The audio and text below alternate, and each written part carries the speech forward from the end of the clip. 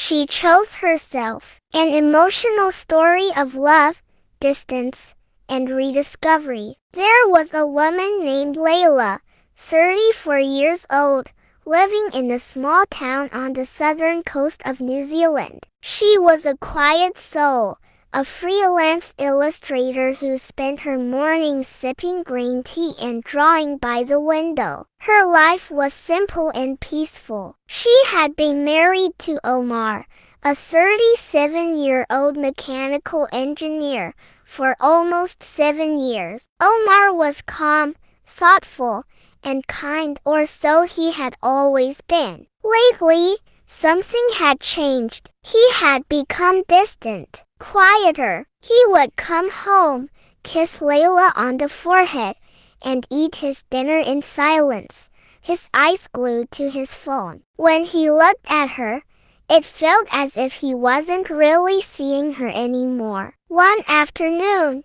while walking together in town, they passed by a bookstore. Layla turned to Omar to say something, but he was looking elsewhere across the street at a woman laughing with a friend. She wore a red scarf and had long dark hair. Omar's gaze lingered. Too long. Do you know her? Layla asked. He looked startled. No, she just looked familiar, he replied. But something in his voice wasn't right. A few days later, Layla was tidying up when she opened a drawer Omar rarely used. Inside, beneath old receipts and tangled wires, she found an envelope sealed, with no name. Inside was a boutique card with gold lettering, for everything we shared. And inside, one line written in delicate handwriting, I still think about you every time it rains. Layla stood still, remembering the woman in the red scarf. That night, she said nothing. The silence between them was louder than any argument. 3 days later, Layla finally asked, Who is Rania? Omar froze. Then, slowly, he replied, She was someone I loved before you. They had been together for 5 years, he said. She left him. He didn't want her to. Layla listened quietly, her heart sinking. She didn't ask if he still loved her, she already knew. Later she asked, Have you seen her again? Omar hesitated. Just once. We had coffee, just to catch up. But just to catch up never really means just that. That night, Layla lay awake, listening to the rain tapping at the windows, wondering if Rania was listening to it too. The next morning,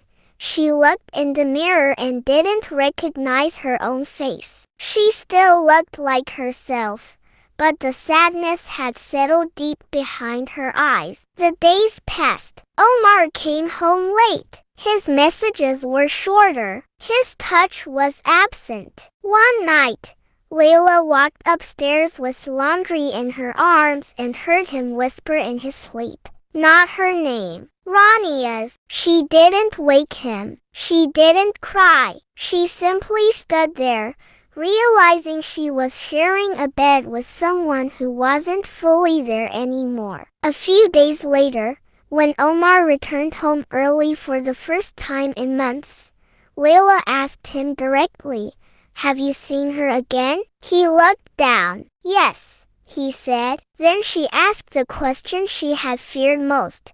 Do you still love her? He didn't answer right away. But silence speaks too. Finally, he said, Not like I used to. But yes, a part of me always will. And with that, Layla knew. She had already known for weeks, maybe months. That night, she packed a small bag, her sketchbook, a sweater, a toothbrush, and told Omar she needed space. I'm staying with Nora for a while, she said. He didn't stop her. At Nora's place, she was met with silence, warmth, and understanding. No questions, just tea, a blanket, and space to breathe. A few weeks passed. Omar reached out. He said he missed her. He asked to talk. They met in Noura's living room. He apologized. He said he hadn't meant to hurt her. Layla listened, and then she said,